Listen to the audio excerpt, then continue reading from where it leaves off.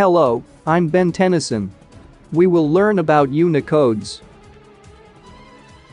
A Unicode is an information technology standard for the consistent encoding, representation, and handling of text expressed in most of the world's writing systems.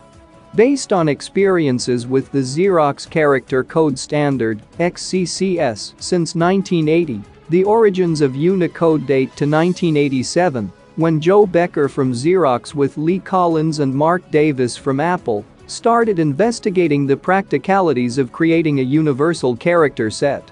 With additional input from Peter Fenwick and Dave Opstad, Joe Becker published a draft proposal for an international multilingual text character encoding system in August 1988, tentatively called Unicode.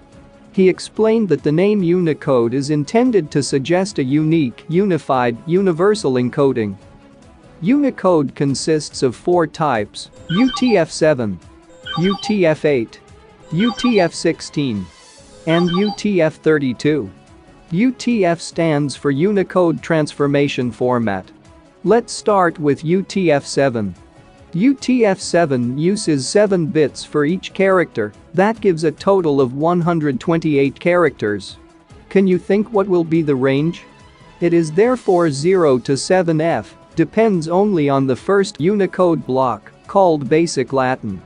It was designed to represent ASCII characters in email messages that required Unicode encoding. Next, the UTF-8 uses 8 bits for each character.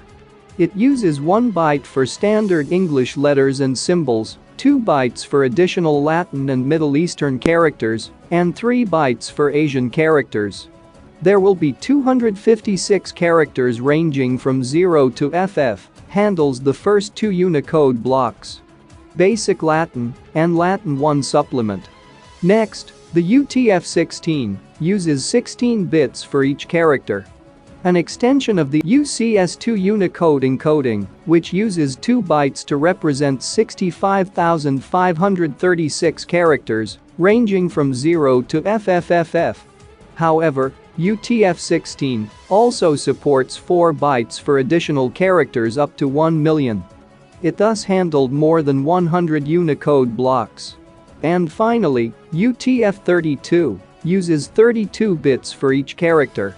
A multi-byte encoding that represents each character with 4 bytes. In the next part, we'll learn the sequences of Unicode. Like, comment, and subscribe now.